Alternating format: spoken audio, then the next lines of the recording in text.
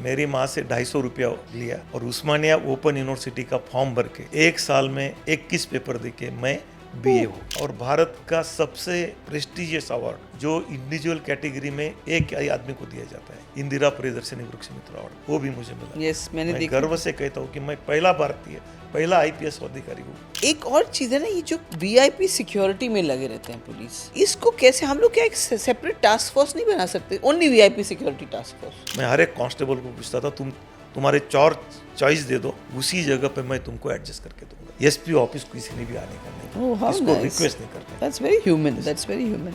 जितने लोग hate speech करते, हेटरेट फैलाते, वो सब पुलिस प्रोटेक्शन में। सब वही मैं कह रही हूँ, उनका हटाओ तो देखे ना। This is irony. Yes, I know you lost your wife आज अनफॉर्चुनेटली। मिसेज दिगावकर के नाम पे 6 स्कूल है, लोगों ने नाम दिया है। और मैं भारतवर्ष का अकेला IAS हूँ जिसने 35 साल छत्रपति शिवाजी महाराज का फोटो चेयर के पीछे लगा के काम। No politician, no this thing.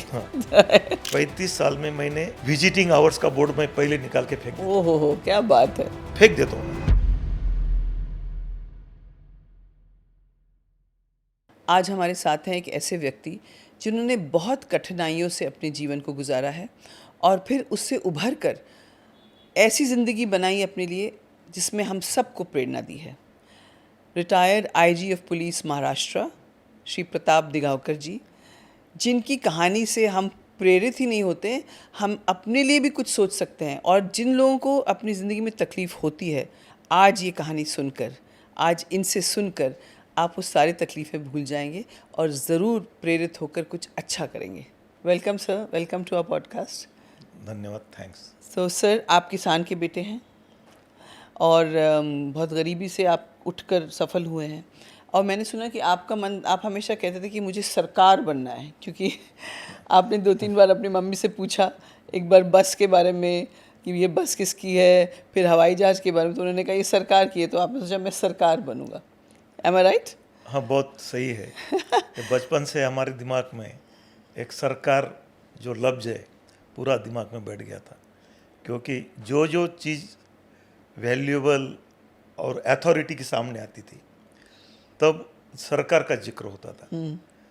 तो हम तो बहुत छोटे देहात से है, तो हमारे स्कूल के टीचर ने मुझे पूछा, सबको पूछा आपको आगे बनकर क्या होना है, तो किसी ने बोला हमको इंजीनियर होने का, किसी ने बोला हमको दरोगा होने का, तो मुझे पूछा तो मैंने बोला मुझे सरकार होने का है। कितने साल के थे जब ऐसा हुआ? मैं 6 साल का होऊंगा, वाओ। दूसरी कक्षा में पढ़ रहा था। और उस टाइम बच्चे को नहीं समझ आता ना कि उनकी क्या परिस्थिति है, कि वो कर पाएंगे कि नहीं। That's the beauty of childhood, कि उस टाइम एकदम एक क्लियर ब्लैंक स्लेट होता है, तो आपको लगता है मैं कुछ भी अचीव कर पाऊंगा। So that was you were at 6 years of age। Yes. आपके इतने सारे एजुकेशनल क्वालिफिकेशंस है, LLM, PhD, 2 PhD, DLit, MBA from IIM Lucknow, इतने सारे क्वालिफिकेशंस, और आपको ये सब पुलिसिंग के बीच में कैसे कर लेते थे आप? नहीं, उसमें एक अंदर की एक कहानी छुपी है। मैंने 11th और 12th स्कूल में किया। 12th के बाद मुझे MBBS में जाने का था। मैं सेंटर में सेकंड आया, लेकिन मुझे BJ मेडिकल पुणे में मुझे प्रवेश नहीं मिला।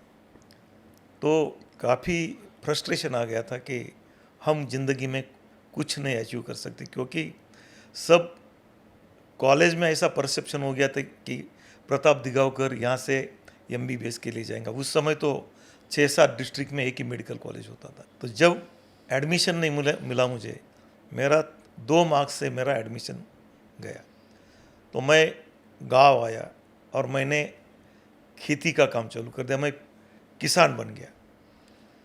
तो गांव में खेती करते करते एक दिन पिताजी से खेत में झगड़ा हो गया।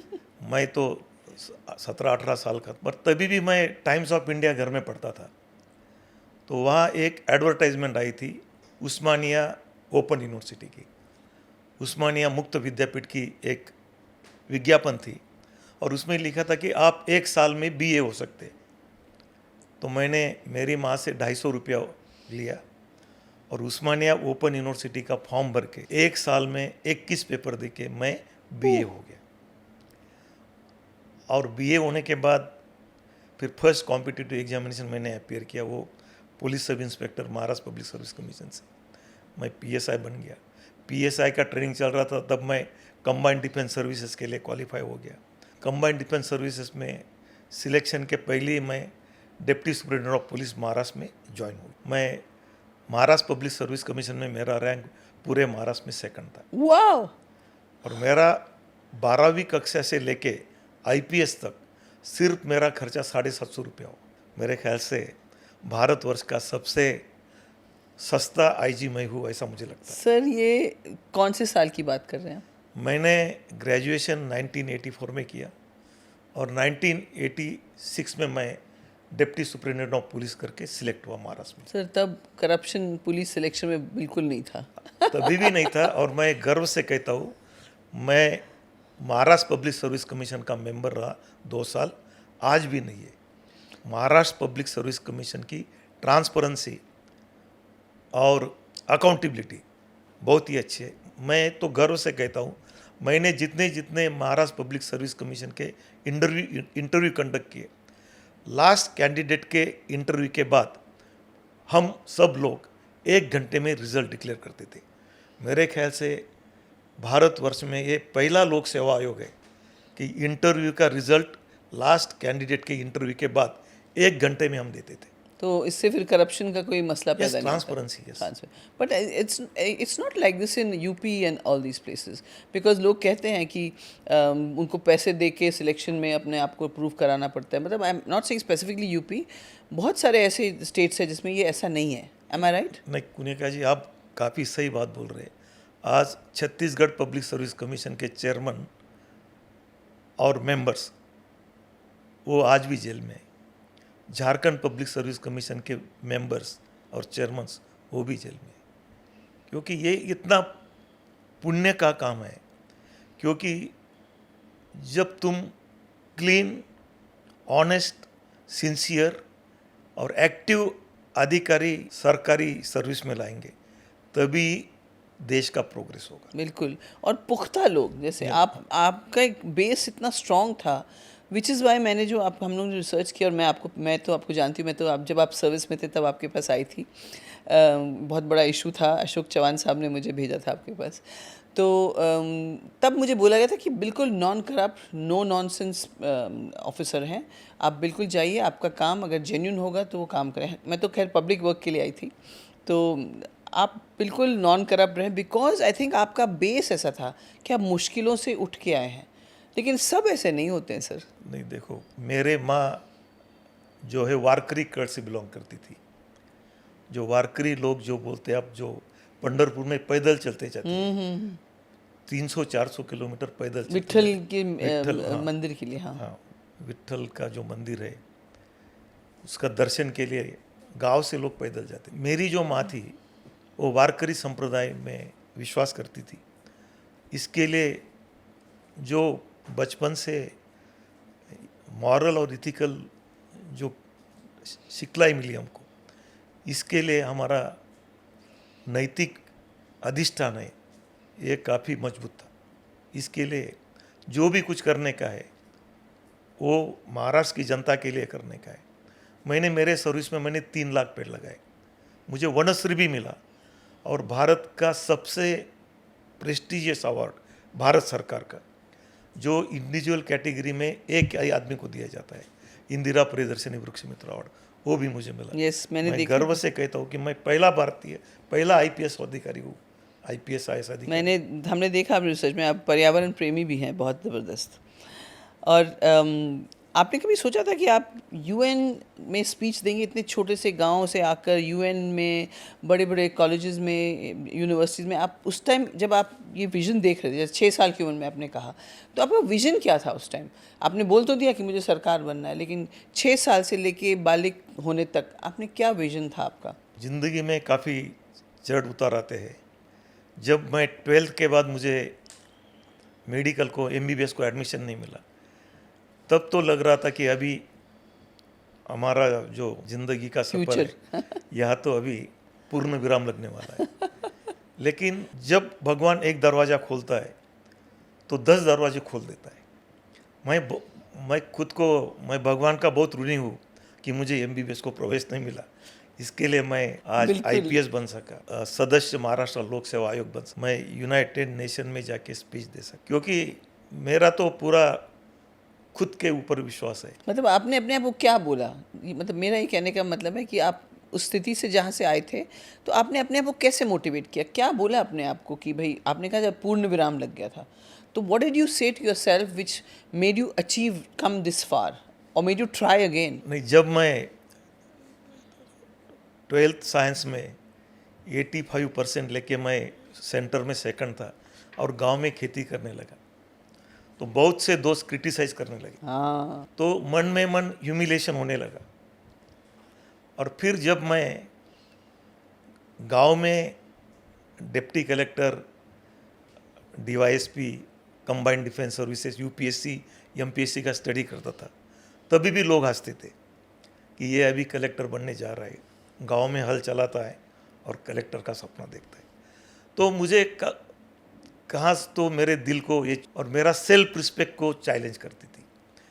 और जब ये तो ह्यूमन साइकोलॉजी है, नेपोलियन ने तो एक काफ़ी अच्छा कोटेशन दिया है, only few people work for money but millions are ready to die for appreciation, recognition, self respect and dignity. जब तुम्हारा सेल्फ रिस्पेक्ट, डिग्निटी को धक्का लगता है, तब आदमी पूरी ताकत लेके जोश से खड़ा होने की कोशिश करता है। हाँ, या तो खड़ा हो जाएगा या फिर डिप्रेशन में चला जाएगा। हाँ। तो ये सब हमारे दर्शकों के लिए खास मैं कहना चाहती हूँ। देखिए, देर आर टू चॉइसेस, इधर यू गो इनटू डिप्रेशन और यू वर्क हार्डर। यहाँ पे प्रताप जी ने, he worked harder and he proved that you know सबकी criticism is not going to pull him down. Correct. Sir, आप मुझे बताइए, तंत्र मुक्ति ग्राम योजना जो आपने किया था, तो ये कैसे हुआ? मतलब क्या था ये तंत्र मुक्ति का मतलब क्या है? तंत्र is a dispute free village mission. तो आपके पूरे विलेज को आपने डिस्प्यूट फ्री कर हाँ, दिया।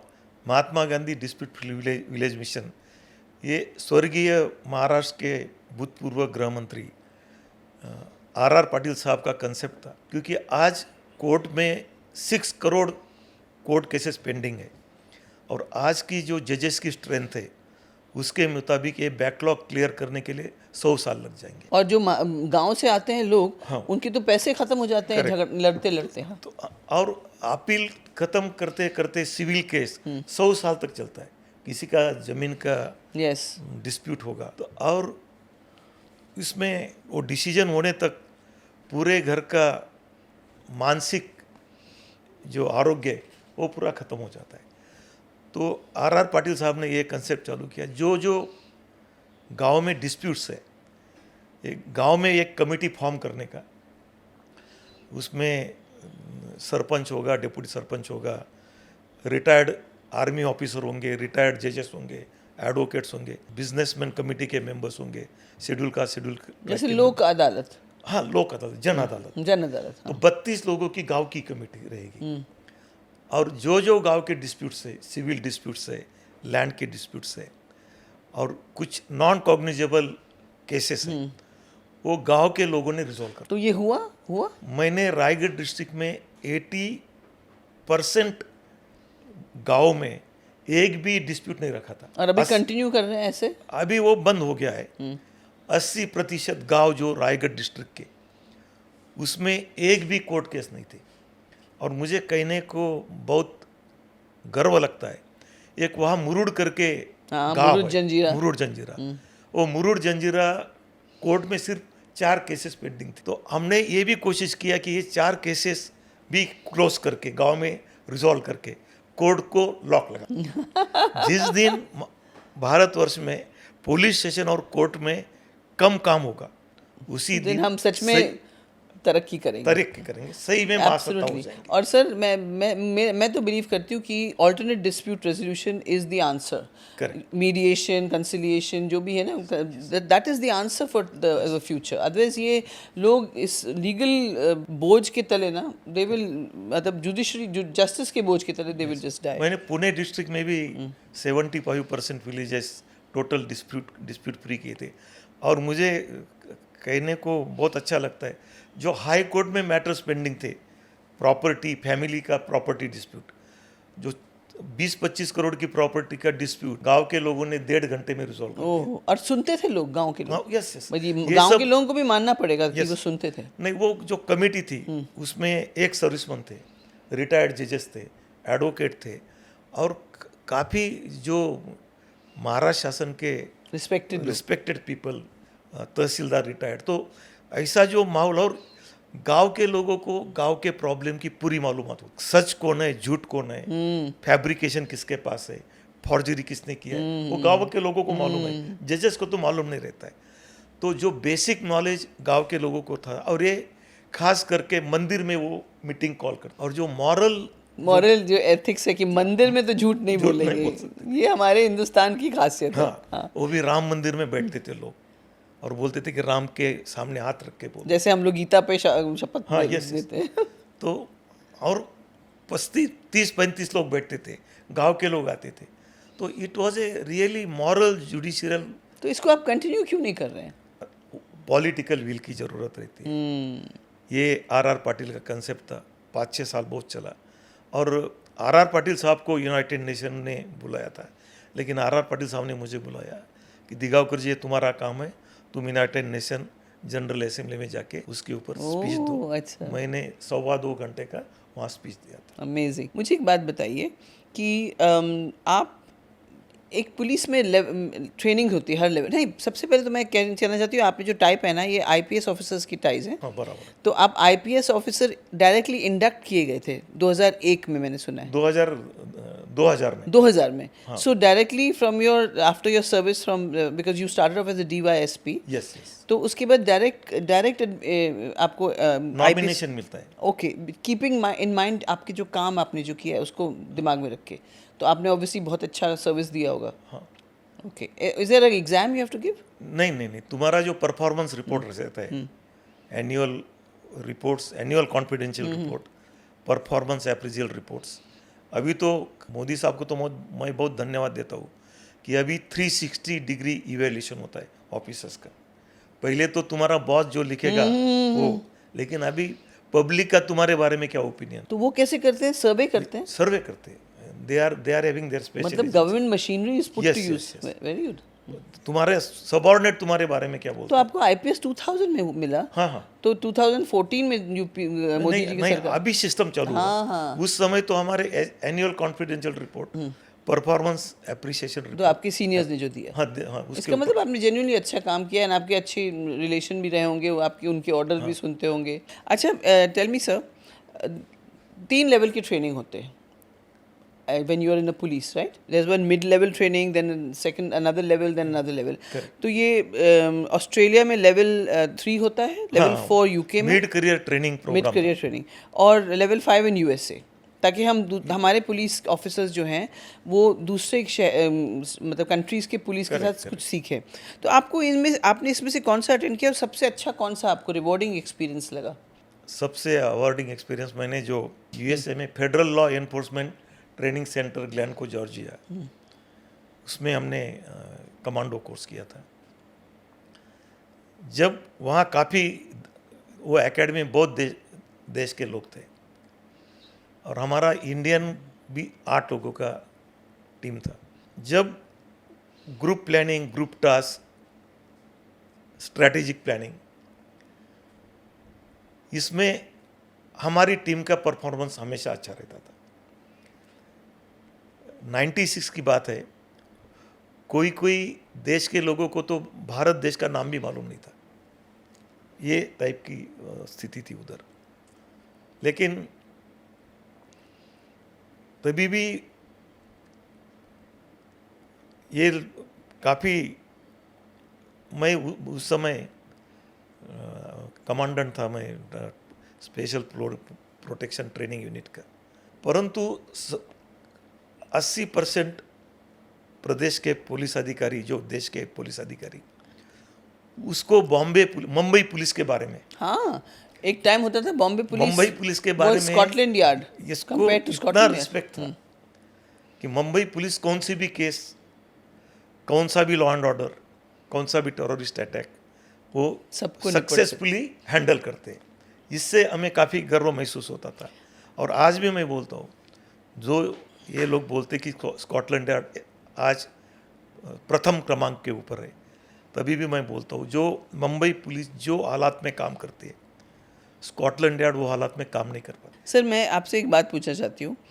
मैंने सुना है कि आप जब ऑस्ट्रेलिया गए थे शायद, तो आपके कुछ कोलीग्स जो थे वहाँ पे, वो कहते हैं कि वो इतने सवाल पूछते थे, लाइक फ्रंट में जो स्टूडियस बच्चे होते हैं ना, he was so engrossed and so studious in that whole training कि हम लोग को लगता है यार कितने सवाल पूछ रहे हैं, जल्दी से ख़त्म करो क्लास और हम जाए घूमने के लिए। ऐसा होता था? किसी ने आपको बोला था ऐसा? नहीं पुनिका जी, मुझे बहुत क्यूरियोसिटी है। हाँ, और तभी तो आप यहाँ तक पहुँचे जब हैं। तक मेरी क्यूरियोसिटी सेटिस्फाई नहीं होती तब तक मैं क्वेश्चन करता था। तो भारत सरकार ने इतना हमको खर्चा करके भेजा है, तो घूमना फिरना तो बात की बात है, लेकिन जिस काम के लिए आए वो काम। ऑस्ट्रेलियन पुलिस की स्ट्रेंथ क्या है, देयर टेक्नोलॉजिकल कंसेप्ट क्या है।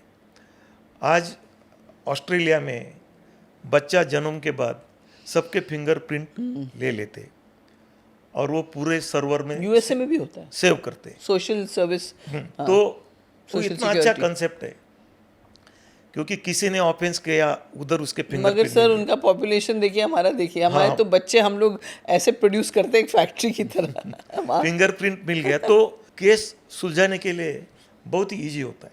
जो नए नए टेक्नोलॉजी क्या है, क्योंकि मैं तो मुंबई का डीसीपी करके, डीसीपी जोन 2 और जोन 4 करके मैं ऑस्ट्रेलिया गया था। तो हमारे महाराष्ट्र के लिए, हमारे बम्बई सिटी के लिए कौन सा टेक्नोलॉजी, कौन सा वर्क फोर्स अच्छा रहेगा, इसके लिए मैं काफ़ी क्यूरियस था। हाँ, मैं समझती हूँ। तो and that is काफ़ी मेरे से भी काफ़ी हमारे कलीग बोलते थे कि यार तुम बहुत ज़्यादा पूछते थे। क्योंकि उनको बाहर जाना होता था। हाँ, but that's very dedicated officer. Sir what why has the reputation, आप कह रहे हैं, I don't agree with you कि मुंबई पुलिस, हाँ जिस हालात में काम करते हैं वो हालत कोई पुलिस नहीं काम कर सकता है इसमें, एंड इंडिया में सारे पुलिस में ये हालत है। लेकिन आज की तारीख में मुंबई पुलिस का रेपुटेशन डेफिनेटली डाउन हो गया है, और वो सवाल के लिए मैं आगे आऊँगी आपके पास। लेकिन क्योंकि पोस्टिंग्स भी पॉलिटिशियन को ब्राइब करके आपको मिलता है, फिर बहुत सारे इश्यूज हैं, मतलब I come to that again. But Mumbai police commissioner directly is answerable to government of Maharashtra? No, yes, he is okay, and not to जीजी महाराष्ट्र, व्हाई? नहीं वो हमारे जो बाकी स्टेट्स में तो सब होता है, सिर्फ कलकत्ता, हैदराबाद और- स्टैंडिंग ऑर्डर जो है, वो स्टैंडिंग ऑर्डर में commissioner is directly answerable to home minister and chief minister. But why not to the DG of Maharashtra? After all, Mumbai is in the state. Provision ही किया गया है वो स्टैंडिंग लेकिन क्यों, इससे क्या फायदा होता है? ये फ्रॉम ब्रिटिश टाइम। हाँ, ये तो जो लेकिन ये मुंबई जो पुलिस कमिश्नर बना, भारतवर्ष का पहला पुलिस आयुक्तालय मुंबई में बना, और तब से ये अरेंजमेंट हुई। लेकिन आपको लगता है ये सही है? इससे क्या होगा? Bureaucracy has a huge control, politicians have huge control on the police. तभी भी कुछ एडमिनिस्ट्रेटिव मैटर्स में he is answerable to DG. कुछ एडमिनिस्ट्रेटिव मैटर्स है, पनिशमेंट्स है, रिवॉर्ड्स है, वो ऑल द मेडल्स है, police medal, president These are not, medal, these are meaningless. I'm talking about decisions जो पब्लिक को अफेक्ट करती हैं, because you have to power heads, और ये अपना काम करेगा, मुंबई पुलिस सोचेगा मुझे जो करना है, बिकॉज, और वो अपने बॉसेस को भी खुश रखेगा, और महाराष्ट्र के इंटीरियर्स के जो प्रॉब्लम्स हैं वो महाराष्ट्र की डीजी और उनको समझ आता है, उनको तो मुंबई का भी समझ आता है, लेकिन आंसरेबिलिटी नहीं है, तो I feel that's a lost situation. नहीं, ये डेमोक्रेसी में तो होम मिनिस्टर का उत्तरदायित्व तो पूरे महाराष्ट्र की जनता के लिए होता है। जो कायदा और सुव्यवस्था है, लॉ एंड ऑर्डर है, क्राइम है, टेररिज्म है, जो जो इंटीरियर सिक्योरिटी के मामले हैं, उसके लिए पूरी महाराष्ट्र की जनता के लिए महाराष्ट्र के गृह मंत्री का उत्तरदायित्व होता तो आप क्या कह रहे हैं कि डीजी पुलिस महाराष्ट्र के पास वो उत्तरदायित्व नहीं है कि वो देखे, उसका भी तो वही काम है? है। उसका भी उत्तरदायित्व है, बट जो लेकिन लोकशाही में political leaders are more accountable to the public. Sir लेकिन इसमें क्या होता है कि कोई पार्टी जो रूल कर रही होती है, उनके कुछ फायदे की चीज़ें हाँ, वो होंगी, तो है। हाँ, दैट विल डेफिनेटली, सिटीजन्स के बारे में कोई नहीं सोच रहा है। Sir 120 years ago, like 125 years ago, under British government, India जो ब्रिटिश इंडिया थी, The Fraser Commission in 1902 recorded that the police is generally regarded as corrupt and oppressive, and it has utterly failed to secure the confidence and cordial cooperation of the people. It is a description that could well be applied to the police even today. You agree with me or you don't agree with me? नहीं, कुनिका जी, society का, समाज का प्रत्यक्ष reflection police में है।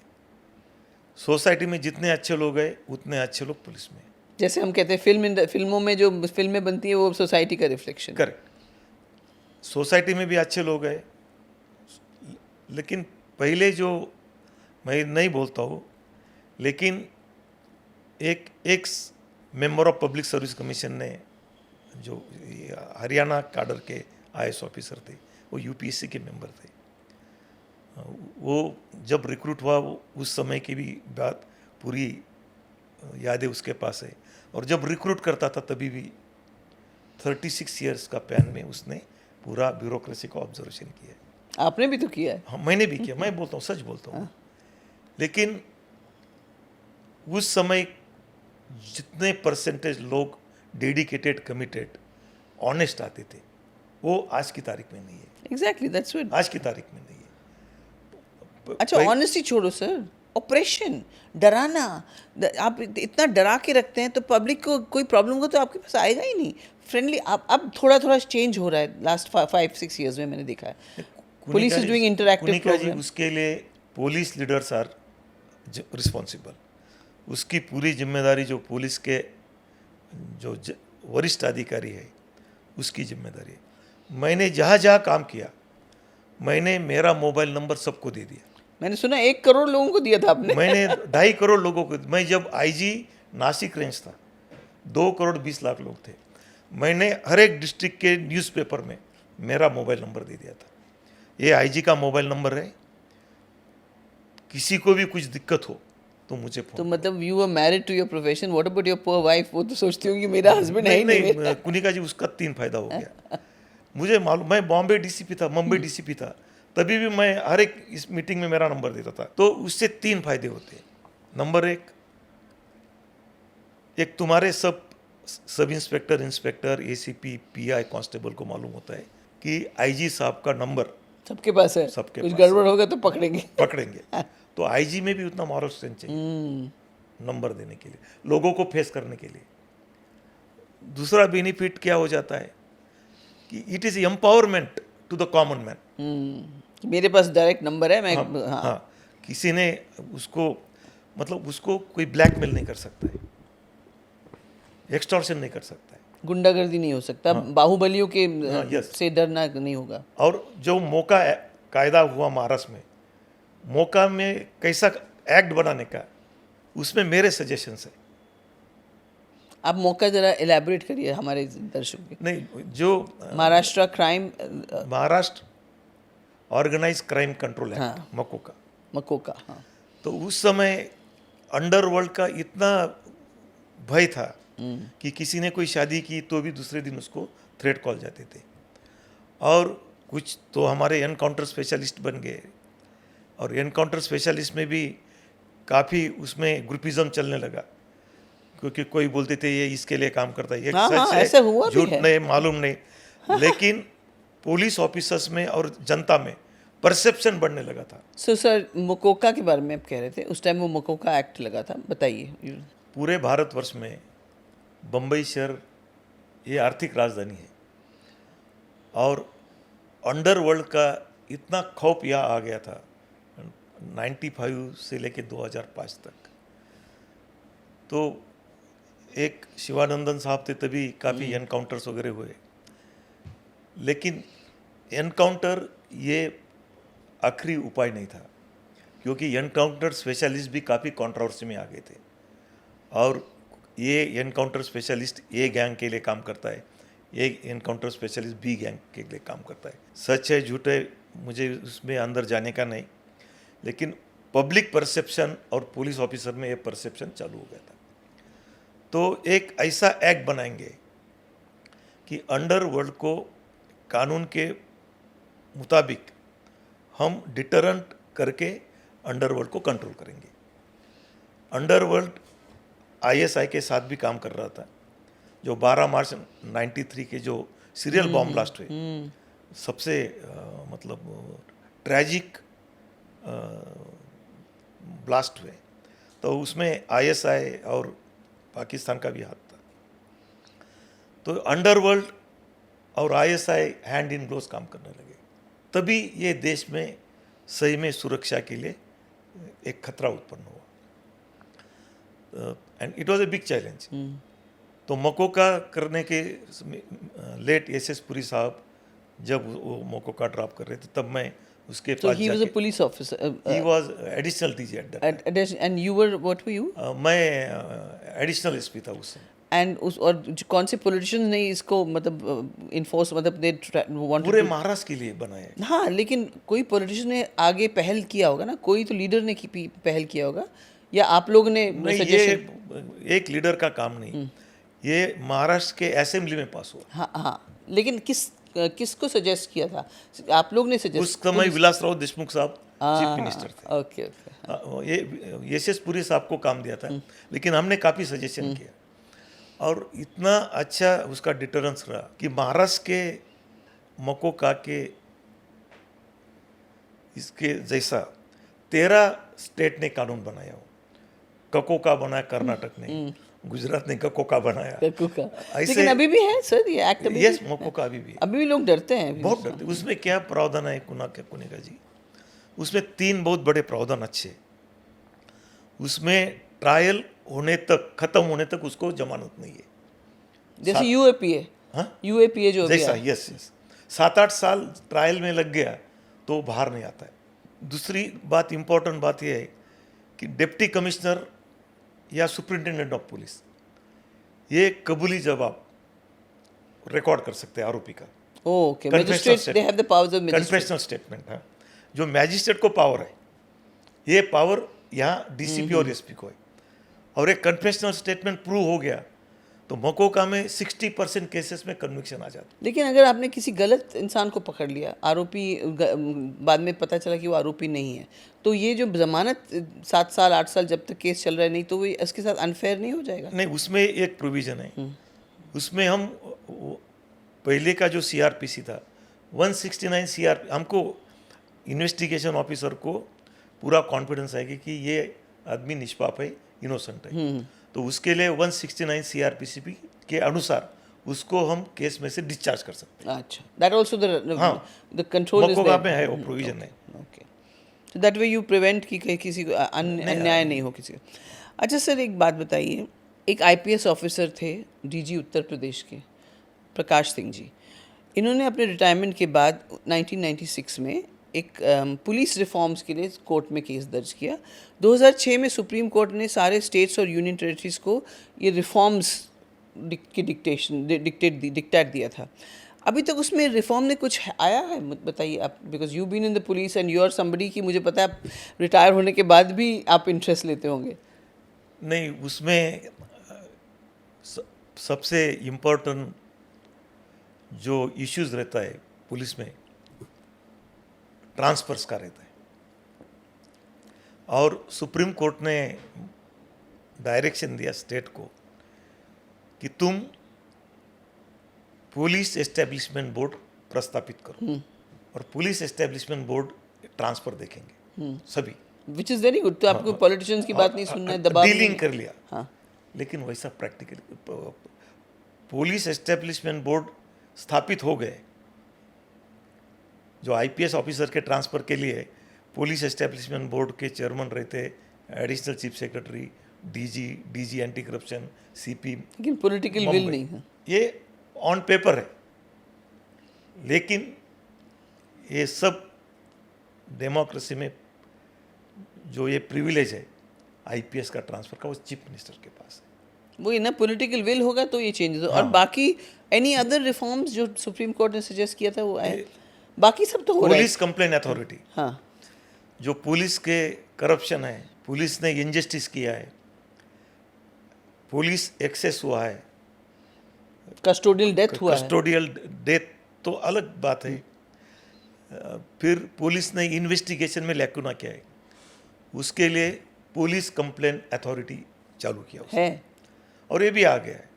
High court जज जो होगा, रिटायर्ड हाई कोर्ट जज, वो स्टेट पुलिस कंप्लेन अथॉरिटी के चेयरमैन होंगे। और जो डिवीजन है, डिवीजन लेवल के ऊपर पुलिस कंप्लेन अथॉरिटी के चेयरमैन रिटायर्ड डिस्ट्रिक्ट जज होंगे।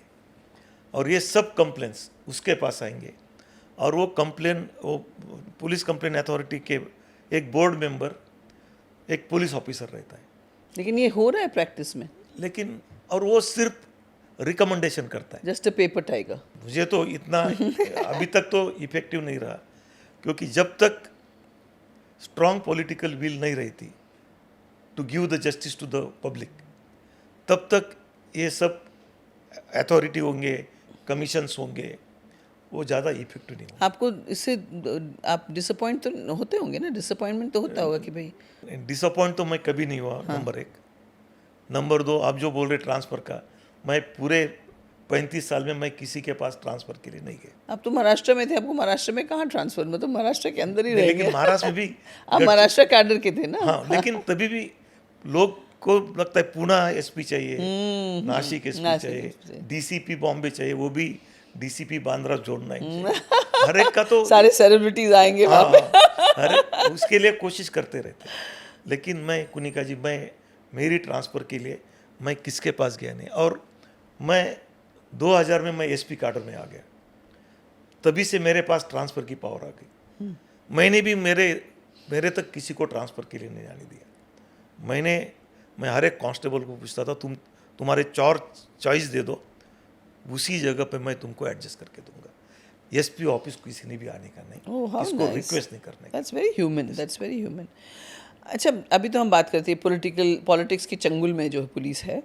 हालांकि आपने इसको मतलब you not accepted it completely, because I understand आपके भी कंपल्शंस है for your your retired officer.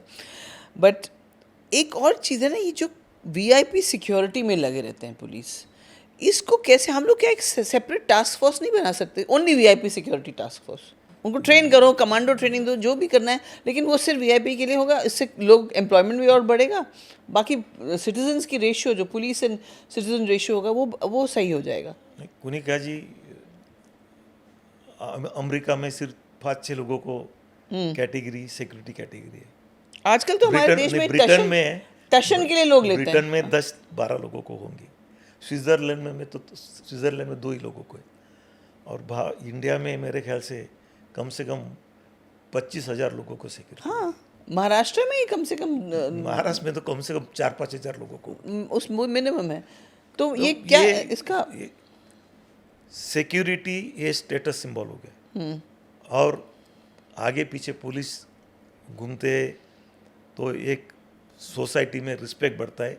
ये एक स्यूडो फीलिंग आ गई लोगों में, और इसमें गवर्नमेंट ने बहुत स्ट्रिक्ट स्टैंड लेना चाहिए। Yes, thank you so much for saying that. हाँ, कि जो लोग समाज के लिए जिसका उपद्रवी मूल्य है, ऐसे लोग भी सिक्योरिटी मांगने लगे। आज कोई विसल ब्लोअर हो जाता है, वो बोलता हमको सिक्योरिटी। तो ये ट्रेंड ख़त्म करना चाहिए। आई थिंक इसका एक और वजह भी होगा कि हमारे देश का जो लॉ एंड ऑर्डर है वो हमारे पुलिस और हमारे प्रशासन के हाथ में नहीं है, क्योंकि there are lot of anti social elements, there lots of strata, society के बहुत बड़े बड़े गैप्स हैं सब मिडिल क्लास में, लोअर मिडिल क्लास, फिर जो एकदम पुअर, तो स्ट्राटस में इतने गैप्स हैं कि लोगों को हीनता की भावना की वजह से वो वायलेंस या क्राइम की तरफ जाते हैं, जो कि विदेशों में हमको नहीं मिलता है sir. Because people have one basic एक लेवल होता है कि भाई इससे लोअर पॉवर्टी लाइन नहीं होगा। Poverty also is one of the reasons for this. So that's why ये जो लोग डरते हैं कि भाई मेरे साथ तो कोई भी आके मेरे को चाकू मार देगा या कोई भी, I think that is the excuse they use. नहीं, आज तो इंडिया में, भारतवर्ष में ऐसा कल्चर नहीं, उससे ज़्यादा वो कल्चर यूएसए में। वहाँ तो गन तो अलाउड है, जाते और स्कूल में 10-10 बच्चों को मार के आ जाते। ऐसे इवेंट तो ये पॉलिटिशियंस और ये जो जैसे आपने बोला एंटी सोशल एलिमेंट्स वगैरह जो पुलिस फोर्स का यूज़ करते हैं, तो इसका आप लोग चार्ज करते हैं, कुछ लोगों से तो चार्ज करते हैं, बाकी मैं समझती हूँ चीफ मिनिस्टर हो, प्राइम मिनिस्टर हो, इन लोगों को तो वी नीड, उनको कुछ हो तो हमारे देश के मान सम्मान में फ़र्क होगा, मतलब इफेक्ट होगा। लेकिन बाकी लोगों से आप लोग पैसे लेते हैं, जो लोग जिनका लिस्ट में, प्रोटोकॉल की लिस्ट में नहीं है नाम। 10% लोग पेमेंट करते हैं, हाँ, वो तो 90% लोगों को सरकार के कॉमन मैन के टैक्स से जो पैसा जाता है उससे वो प्रोटेक्ट है। और मेरे ख्याल से आज जो लोगों को सिक्योरिटी दिया है, सिर्फ 20% लोगों को सिक्योरिटी देना चाहिए। बाकी 80% लोग they are not deserving to be get status of the protecting. You know, I want to tell you one incident. ये आपको याद है जब नॉर्थ इंडिया के लोग आए थे, मतलब महाराष्ट्र में जो थे लोग, उनको मार मार के एक पॉलिटिकल पार्टी भगा रही थी और मतलब बोले थे जाओ यहाँ से, हमारे मतलब स्टेट छोड़ के जाओ। तो मैं गई थी, आर पाटिल साहब शायद होम मिनिस्टर थे उस टाइम, तब मैं उनके पास गई थी और मैंने कहा ये जो लोग धमकी दे रहे हैं कि नॉर्थ इंडियंस को हम लोग यहाँ से निकाल देंगे, मैंने इनका आप सिक्योरिटी हटाइए, फिर देखिए कि वो बोलेंगे कि नहीं। तो पाटिल साहब ने मुझे कहा आप एक एप्लीकेशन लिखिए। फिर मैंने एप्लीकेशन डाला, फिर मैंने कोर्ट में एक PIL दर्ज किया। बाद में कुछ हुआ नहीं उसका, लेकिन जज ने बोला नहीं नहीं आप madam go to the home ministry के पास जाइए, जो आपके महाराष्ट्र के होम मिनिस्टर हैं। तो अब पाटिल साहब ने, खैर उसके बाद तो वो गुजर ही गए, तो आफ्टर सम टाइम। या कुणाल जी, आपने ऑब्जर्व किया होगा, जितने लोग हेट स्पीच करते, हेटरेट फैलाते, वो सब पुलिस प्रोटेक्शन में। सब वही मैं कह रही हूँ, उनका हटाओ तो देखे ना। दिस इज आयरनी यस, कि जो इतने हेट स्पीच देने वाले लोग हैं, हेटरेट करने वाले लोग हैं, वो सिर्फ पुलिस प्रोटेक्शन के बलबूते पर ऐसे बेसिकली नपुंसक लगते हैं मुझे लोग। आप पहले उनका हटाओ, फिर जाके बोलो, बीच में भीड़ में जाके करें, बोलें। Absolutely right, and it's very sad, क्योंकि जो सिटीजन्स को पुलिस चाहिए। अच्छा, मैंने एक और चीज़ देखा है, जो VIP सिक्योरिटी में जाते हैं वो लोग, पुलिस वाले वैन में नीचे, अपने बिल्डिंग के नीचे बैठे रहते हैं, धूप में, गर्मी में, खाना कब मिलेगा। This is not right. I mean, you can not treat people like this. I am sure आपने अपने, जब आपके अगर अंडर में कुछ ऐसा होता तो आप नहीं अलाउ करते। नहीं, मैं नहीं अलाउ करता था। मैं तो पहले, देखो, हमारा कांस्टेबल का सेल्फ रिस्पेक्ट जितना बढ़ेगा उतना सेल्फ रिस्पेक्ट मेरा बढ़ेगा। हाँ, उनका कॉन्फिडेंस आज बढ़ेगा। भी पुनिका जी, मैं किधर भी फंक्शन में गया, मैं IG था, तो पहले मैं कांस्टेबल के साथ शेक हैंड करता था, फिर बाकी लोगों से। आपको पता नहीं, याद है कि नहीं, आपने मेरी एक फ्रेंड के थ्रू मुझे बोला था कि आपका एक फंक्शन था जो बच्चों के, मतलब यंग गर्ल्स को आपने पुरस्कार दिया था, पूरा गांव आ गया था उस हॉल में। करेक्ट। आप नहीं थे, लेकिन आप ना नहीं होने के बावजूद भी पूरा गांव आ गया था। आपकी बेटी थी, सब थे वहाँ पे। आई थिंक आपकी वाइफ के नाम पे आपने वो सेरेमनी किया था। I know you lost your wife unfortunately. Mrs Digavkar के नाम पे 6 स्कूल है, लोगों ने नाम दिया है, 4 कॉलेजेस को नाम दिया है और 3 कॉम्पिटिटिव एग्जामिनेशन सेंटर को नाम दिया। और आप 10,000 लोगों के लिए घर भी बनाए, कांस्टेबल्स के लिए। घर के प्लान सैंक्शन करके 122 एकड़ लैंड के ऊपर 10,000 घरों का सैंक्शन प्लान मैंने, कहाँ पे? नई मुंबई विमानतल के बाजू में, एयरपोर्ट के बाजू। बना दिया आपने? नहीं, प्लान सैंक्शन हो गया अभी। तो गवर्नमेंट कब बनाएगी उसको? अभी मैंने नहीं, ये ओनर, ये खुद के घर है। ओके, अभी वो सोसाइटी फॉर्म किया है लोगों ने, ओके, खुद। लेकिन महाराष्ट्र के चीफ मिनिस्टर फडणवीस साहब को मैंने वो सैंक्शन प्लान दे दिया।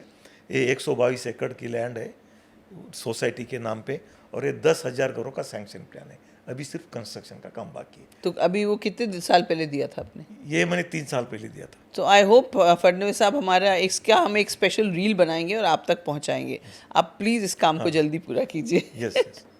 जो हम लोग बात करते हैं घरों के बारे में, police housing, police personal, specially lower ranks में जो हैं, IPS ऑफिसर्स और जो अपर रैंक्स में, उनको तो अच्छे घर भी मिलते हैं, सब जहाँ पोस्टिंग होता है उनके लिए अच्छा व्यवस्था होता है।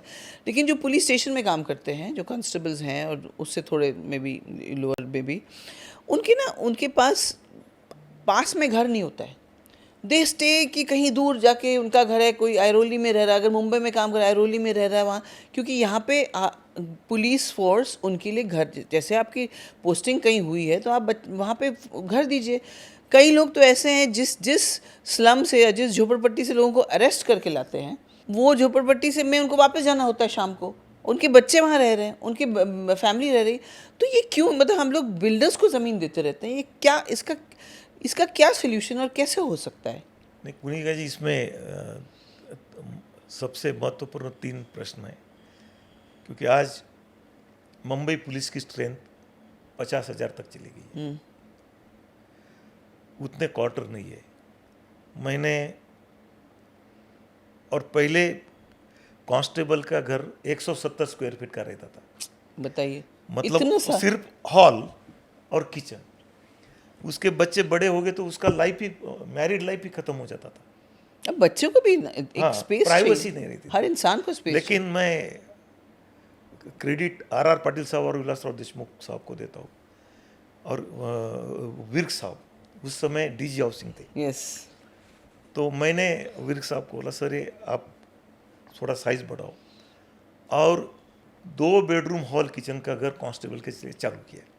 और पहला प्रोजेक्ट, मैं रायगढ़ एसपी था तो 500 घरों का काम हुआ? चालू हाँ हो गया। वो मुंबई शहर में होना पॉसिबल नहीं। मुंबई में भी चालू किया अभी। हाँ। मुंबई में कहाँ चालू पे? किया। वो वर्ली में बना रहे, मरोड़ में बना रहे। लेकिन पहले जो चाल में रहते थे 160-170 स्क्वायर फीट के घर में, अभी तो विलासराव देशमुख साहब, आर पाटिल साहब और विर्क साहब, अभी कांस्टेबल को 550 स्क्वायर फीट का घर मिलेगा। Very nice. तो इससे क्या? उससे कम जो नए क्वार्टर बनेंगे उससे कम नहीं बनेंगे। और मैं गर्व से कहता हूँ, पहला प्रोजेक्ट मैं जब रायगढ़ एसपी था अलीबाग में 550 क्वार्टर का हमने चालू किया। एक्सीलेंट। आपको भगवान बहुत ब्लेसिंग्स, मतलब आई मीन आपके पास ब्लेसिंग्स लोगों के हैं, मुझे पता है। कई बार तो मैं गई हूँ यहाँ पे, जैसे पुलिस स्टेशन में आप जाते हैं ना, तो आप किसी का कंप्लेंट लिखवा रहे हैं या कुछ कोई भी काम होता है, तो वॉशरूम्स तो होते नहीं हैं। और 1-2 बार ऐसा हो क्योंकि भाई आपको नहीं कहा जी आइए आप हमारे रेस्ट रूम में आ जाइए, उनका जो रेस्टिंग रूम है जो लेडीज़ का भी हो, इतना अनहाइजीनिक, इतना छोटा सा टॉयलेट टूटा हुआ है, इट्स वेरी बैड।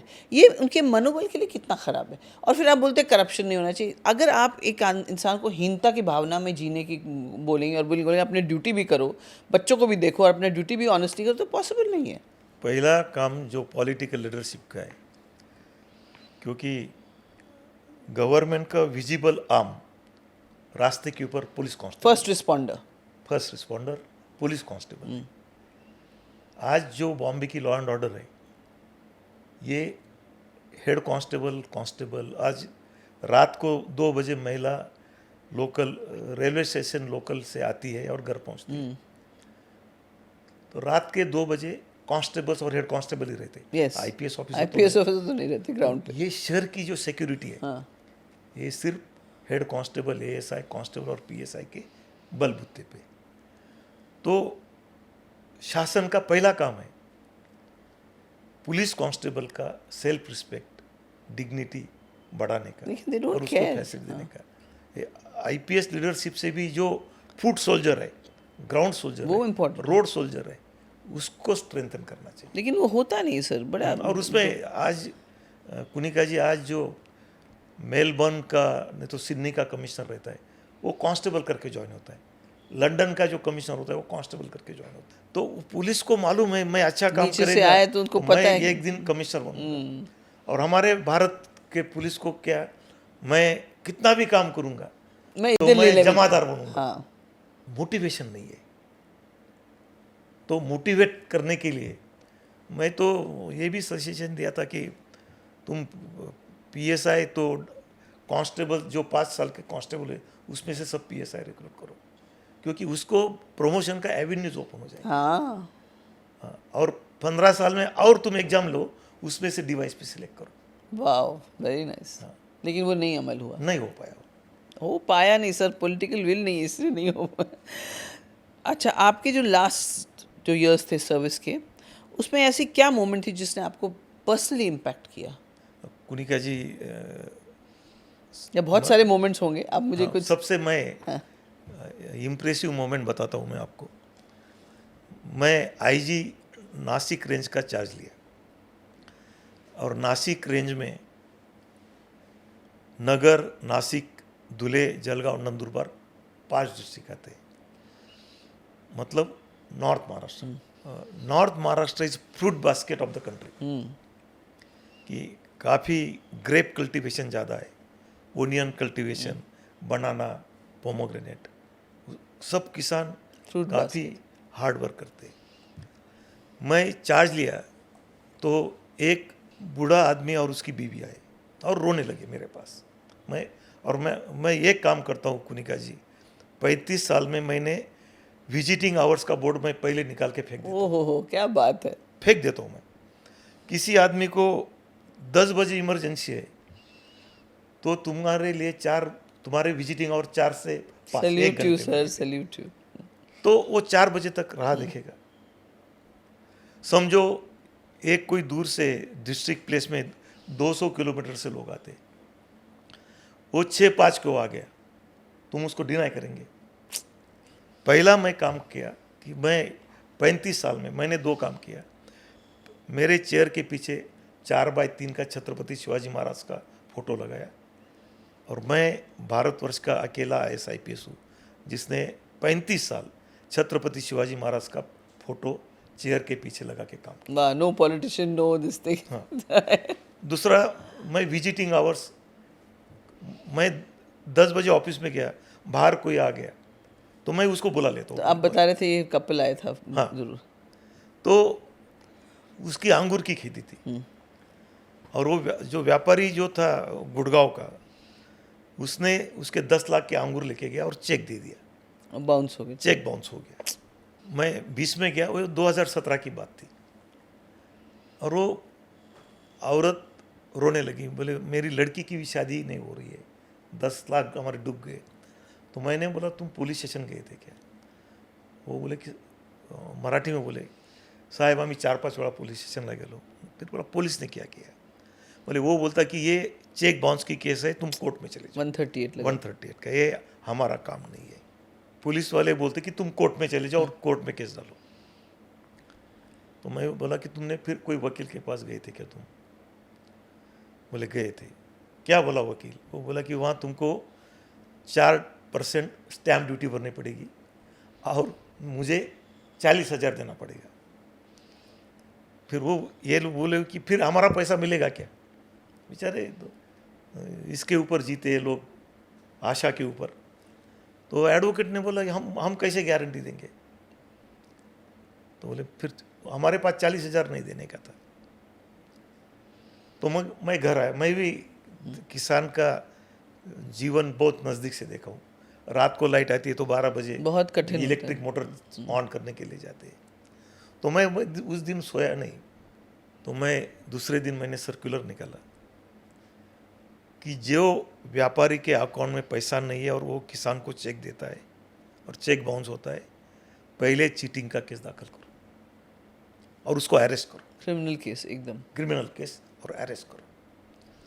और सभी एसपी को मैंने बोला कि 10 साल में ऐसे जितने केसेस हुए सब खोलो। सब खोलो। एक्सीलेंट। और पेपर में मैंने निवेदन दिया कि भाई तुम्हारे पास पावती भी होगी तो भी पुलिस स्टेशन आ जाओ। सुपर्ब। फिर उससे क्या हुआ? तो मैंने एसपी को बोला कि लक्ष्मी पूजन होता है। मैं बोला जितने बदमाश लोग हैं, जिसने ज़्यादा किसानों को डुबाया है, वो सबको लक्ष्मी पूजन में जेल में डालो। उसका दिवाली और लक्ष्मी पूजन जेल में होना जेल में होना चाहिए, पुलिस लॉकअप में। And the court supported you. हाँ, मैं बोलता हूँ ना आगे। तो 18 लोग पकड़ के उसने डाल दिए जेल में। और मैं बोला कि 2010 से जितने चेक बाउंस के किसानों की केस है, सब में FIR दाखिल करो। घर जड़ती लो, घर में सोना होगा वो भी जब्त करो, उसकी गाड़ी भी जब्त करो, नहीं तो उसके प्लॉट होगा जमीनों को व्यापारी का वो भी जब्त करो, अटैच करो। तो ये 18 लोग जेल में डाल दिए तो 18,000 सुधर गए। मालूम पड़ गया कि ये IG डाल रहे जेल में। तो खुद होके दिवाली के दिन पैसा लेके गए, भाई दिवाली में हमको दिवाली घर में मनानी है। और जो किसानों की जी बीबी थी उसको साड़ी सुली भी लेके गए, साड़ी भी लेके गए। That's और called- कुनिका जी 55 करोड़ रुपया मैंने रिकवर कर दिया। 55 करोड़। और किसानों को 55 पैसा भी खर्चा नहीं। ये मतलब अगर कोई चाहे, देखिए कितना पावरफुल है हमारा पुलिस सिस्टम। अगर कोई चाहे तो they can really do it. 55 पैसा भी किसी को लेकिन खर्चा आपने नहीं। बहुत हार्ड वर्क किया होगा इसके लिए। तो हमारे ही सीनियर बोलने लगे तुम क्या रिकवरी एजेंट होगे क्या किसानों के लिए?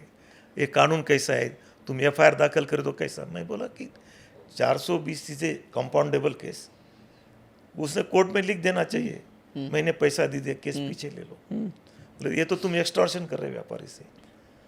मैं बोला मेरे पास पैसे आ रहे क्या? वहाँ झगड़ा भी हो गया था। फिर मैंने हाँ, उन लोगों ने पॉलिटिकल कनेक्शन लगा के आपको हाँ प्रेशर वो डाला है। सर्कुलर मैंने एसओपी दिया था, स्टैंडर्ड ऑपरेटिंग प्रोसीजर। यहाँ उसके घर में जाके जब्ती करो, गोल्ड मिलेगा, वो मिलेगा, व्हीकल्स भी जब्त करो। बट ये ज़रूरी है सर। तो आज वो चीटिंग का परसेंटेज 1% के ऊपर आ गया, कोई हिम्मत नहीं करता। और लेकिन आपकी रिटायरमेंट के बाद भी, यहाँ मेरे सर्कुलर है, आईजी को पावर रहता है स्टैंडिंग ऑर्डर निकालने और का। उसको हटाने के लिए दूसरे आईजी कट कर सकता है। नहीं निकाल सकता है वो। हाँ, तो एक इसके प्रेसिडेंट बन जाता है तो वो रहता है। हाँ वेरी स्टैंडिंग गुड। ऑर्डर।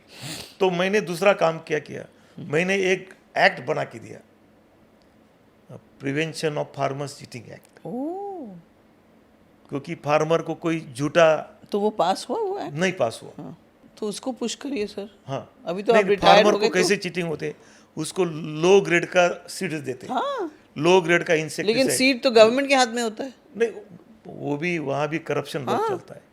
तो अगर आप ऐसा एक्ट बनाएंगे तो इसीलिए नहीं बना रहे तो वो लोग। मैंने वो एक्ट में लिखा था, जिसने जो एजेंट जो सीड मैन्युफैक्चरर ने डुप्लीकेट सीड दिया और वो बराबर फसल नहीं आया, तो वो पूरा कॉम्पेंसेशन वो देगा, जो सीड मैन्युफैक्चरर है वो। I hope दूसरा something- शक्ति कायदा भी मैंने ड्राफ्ट करने में, जो माइनर गर्ल्स को रेप विथ मर्डर में, जो तेलंगाना में दिशा कायदा है, हाँ, मैं तेलंगाना में आंध्र प्रदेश में जाके मैं खुद स्टडी किया था विजयवाड़ा जाके, और वैसा भी ड्राफ्ट करके हमने महाराष्ट्र शासन मगर वो सब पेपर पे फाइल में पड़ा है। हाँ दिशा एक्ट जो तेलंगाना में है, रेप विथ मर्डर जो माइनर में है, तो 15 डे में इन्वेस्टिगेशन पूरा करो, 30 डेज में ट्रायल पूरा करो, होता है? और 60 वो वहाँ कर रहे हो, और 60 डेज में अपील खत्म करो। अच्छा, तेलंगाना में हो रहा है? हो रहा है, सॉरी आंध्र प्रदेश। आंध्र प्रदेश में। अच्छा, आपके एक, मतलब एक्सपीरियंस के हिसाब से सबसे बड़ा मिसकंसेप्शन पब्लिक को पुलिस के बारे में क्या है, उसके काम के बारे में, और पुलिसिंग जो जनरली एक रिएक्टिव फोर्स है ना, कि भाई कुछ होगा तब जाके वो एक्शन लेंगे, तो इसको और प्रोएक्टिव कैसे बना सकते हैं? सबसे पहला मिसकंसेप्शन जनता में है कि पुलिस को हर एक क्रिमिनल मालूम होता है। वो थोड़ा बहुत सच भी है, हाँ? क्योंकि कोई You know हमारे कि ऑफिसर भी हैंड इन ग्लोव रहते क्रिमिनल के साथ, ये फैक्ट है, हम डिनाई नहीं कर सकते आपके प्लेटफॉर्म पे। लेकिन ये मिसकंसेप्शन है। दूसरा, जब पुलिस में कोई कंप्लेन देने के लिए आता है, तब हमारा पुलिस वो कंप्लेनेंट की तरफ एक हमारे लिए हेडेक आ गया है, ऐसा एटीट्यूड, अनवांटेड आदमी आ गया है, मुझे अभी काम लग जाएगा, ये एटीट्यूड से उसको देखता है। और तीसरा, police never play the role of problem solver, क्योंकि जो कि आपने अपने करियर में बहुत किया है, प्रॉब्लम सॉल्विंग का अप्रोच लिया है, प्रोएक्टिव, मेरा from day my approach was a problem. Very proactive, yes. फिर तीसरा मिसकंसेप्ट ये कंसेप्ट बराबर है, क्योंकि पुलिस सिर्फ अमीर लोगों का केस में ध्यान देते, ये भी बराबर है। किसी का कुत्ता चोरी हो गया तो पूरा फोर्स लग जाता है, पूरा फोर्स। हाँ, और किसी का बेचारा लड़की गुम हो गई तो ऐसा निगलेक्ट करते, ये फैक्ट है। जिस दिन पुलिस हर कंप्लेनेंट को एक समान तरह से ट्रीटमेंट देगा और एक एंगल से उसको देखेगा कि ही इज़ इन नीड, उसको हम मदद करना चाहिए, ये एटीट्यूड से काम करेगा, उस दिन पुलिस की मदद। लोगों का पुलिस से कुछ भी एक्सपेक्टेशन नहीं है, सिर्फ अपना काम करे। हमारा सुन लो तुम पेशेंटली, डोंट रिएक्ट, सुन लो तुम। कभी केस डिटेक्ट नहीं हुआ इसके लिए पुलिस पे स्टेशन पे मोर्चा नहीं आया कभी, लेकिन बिहेव अच्छा नहीं किया इसके लिए लोग ज़्यादा।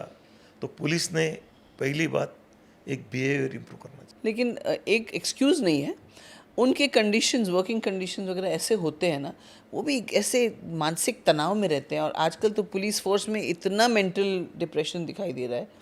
नहीं, ये एक्सक्यूज नहीं है जनता को, इट्स नॉट एक्सक्यूज, जनता को but I am saying this is, तुम्हारा रोल क्या है,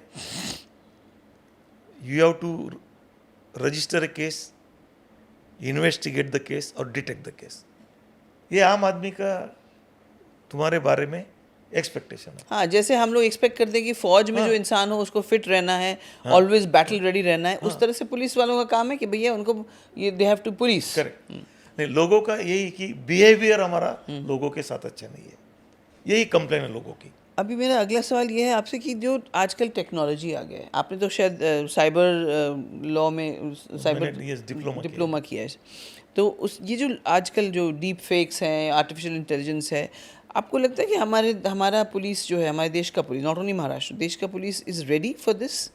आई मीन, आर वी इक्विप्ड और स्किल्स हैं आज हमारे तो पास? मैं देखता हूँ जो cyber crime, it is a borderless crime, और जो तरीके से साइबर क्राइम के ऊपर हम कंट्रोल करना चाहिए वो कंट्रोल नहीं है। What based crime? Border based, borderless. Borderless crime, yes, absolutely right. आज आप डिजिटल कस्टडी के बारे में सुनते होंगे। हाँ, सीनियर सिटीजन के 1-2 करोड़ ये सब वीडियो कॉल करके पुलिस स्टेशन का, आपको अरेस्ट कर दिया हमने। उसको पनिशमेंट कितना है? 3 साल। अभी तुम्हारा आईटी एक्ट में बहुत बड़ा अमेंडमेंट लाने की जरूरत है। ऐसे जो लोग हैं, डिजिटल कस्टडी, डिजिटल एक्सटॉर्शन, ये लोगों को मौका जैसे एक्ट की ज़रूरत है। उसको जमानत नहीं देना चाहिए, उसको लाइफ इम्प्रिजमेंट होना चाहिए। ऐसा करने के सिवा तुम्हारा साइबर क्राइम कंट्रोल नहीं होगा। आज जो आईटी एक्ट की प्रोविजंस है, it's very poor, very poor, you very right. Fragile. तो मैं आपके माध्यम से मैं गवर्नमेंट को भी मैं रिक्वेस्ट करता हूँ कि जो डिजिटल कस्टडी, डिजिटल एक्सटॉर्शन, ऐसे गिरोह के लिए मकोका जैसा स्ट्रिक्ट कानून बनाना चाहिए, और काफ़ी आईटी एक्ट में अमेंडमेंट करना चाहिए। जो डिफेमेशन कर देते हैं, but are they upgrading themselves? मतलब पुलिस फोर्स अपग्रेड कर रहा है अपने आप को? आर्टिफिशियल ट्रेनिंग्स हो रही है आप लोगों के फोर्स में? मैं सभी बात कर रहा हूँ। अभी आर्टिफिशियल इंटेलिजेंस भी आ गया, तो ह्यूमन इंटेलिजेंस के बिना तुमको कुछ भी alternate, technical intelligence, artificial intelligence and human intelligence, ये तीनों का त्रिवेणी संगम होगा, तब पुलिस का काम इजी होगा। बट उनको ट्रेनिंग के लिए कोई प्रावधान है कि ट्रेनिंग अभी चालू कर रहे हैं। अभी हमारे महाराष्ट्र के सीएम फडणवीस साहब एक आर्टिफिशियल इंटेलिजेंस के लिए एक यूनिवर्सिटी बना रहे हैं, उसमें सब पुलिस का भी ट्रेनिंग होगा। Very good. लेकिन आज भी जो आईटी एक्ट है, आईटी एक्ट में स्ट्रिंजेंट प्रोविजन लाने की बहुत ज़रूरत है। मैंने एक रिटायर्ड मेडिकल कॉलेज के प्रोफेसर, लेडी प्रोफेसर, उसके हस्बैंड की डेथ हुई, उसके कुछ पैसे मिले, उसको ऐसा ही कॉल आ गया, साइन हॉस्पिटल में वो काम करती थी, उसके 3 करोड़ रुपए ये लोगों ने oh my God. Digital custody के फिर? नाम। तो मैंने बोला जो हमारा साइबर पुलिस स्टेशन, ये लोगों ने अरेस्ट भी किया, लेकिन अरेस्ट करने के बाद पैसे मिले? पैसे कुछ मिले, लेकिन ये इतने कोई अकाउंट बाहर के देश में रहते, how you will recover that money? Then there is all the protocol, diplomatic procedures and all. नहीं, इसके लिए यूनाइटेड सिक्योरिटी काउंसिल के ऊपर एक ये करके एक इंटरनेशनल लॉ बनाना चाहिए इसके लिए। एक रशियन हैकर ने पुणे की बैंक में से 80 करोड़ रुपए निकाल लिया। Russian hacker. कानून का जो प्रबंधन है वो बहुत ही वीक है, बहुत ही कमकुवत है। आईटी एक्ट में तो ये लोग अगर चेंजेस करना चाहते तो वो सब यूट्यूबर के पीछे लगेंगे। इसके व्हाट्सएप में आप मतलब व्हाट्सएप को और ट्रांसपेरेंट बनाने के लिए, this is all that they interested in. देखो, दे शुड प्राइवेसी मेंटेन करके, your human rights, your fundamental rights maintain करके, जो क्रिमिनल के ऊपर, yes, for criminals, for criminals you can make the stringent provision like a MCOCA. जो आप आजकल की सिटीज़ हैं वो एक्सपैंड हो रहे हैं, मतलब आज एक बाउंड्री था एक सिटी का तो और आगे बढ़ गया है। जैसे अभी पालघर और ये सब आ गए महाराज, मतलब अपने MMRD की। तो मुझे बताइए इससे क्या चैलेंजेस आ रहे हैं? कुछ पुलिसिंग में चैलेंजेस आ रहे हैं इससे? नहीं, पुलिसिंग में जो चैलेंज है उसमें पहला जो चैलेंज है अर्बनाइजेशन का, जो फ्लोटिंग पॉपुलेशन। आज मुंबई में 1 करोड़ लोग रहते, लेकिन 1 करोड़ लोग दिल्ली मुंबई में आते, हाँ, ट्रेन से आते हैं या जो भी है, हाँ, काम के लिए आते हैं। तो और कोई कोई चेन स्नैचर और हाउस ब्रेकर प्लेन से आते। रियली? हाँ, यस। एक कल्याण का एक चेन स्नैचर का भी एनकाउंटर चेन्नई में हुआ, तो वो प्लेन से जाता था वो। हाउस ब्रेकर एक कोई दिल्ली से प्लेन से आते और हाउस ब्रेकिंग करके निकल जाते। तो ऐसा क्राउड कंट्रोल करने के लिए, एक्सेस कंट्रोल करने के लिए कुछ तो कुछ मेथड चाहिए। तो you feel we must employ more police people police people भी and training should be better, और टेक्निकल जो है नो हाउ। बैकअप वो तुमको ज़्यादा करना पड़ेगा। तो एक तो सुझाव ऐसा था, जो जो प्रोफेशनल क्रिमिनल है उसको एक चिप लगा दो, उसका लोकेशन समझते जाएगा।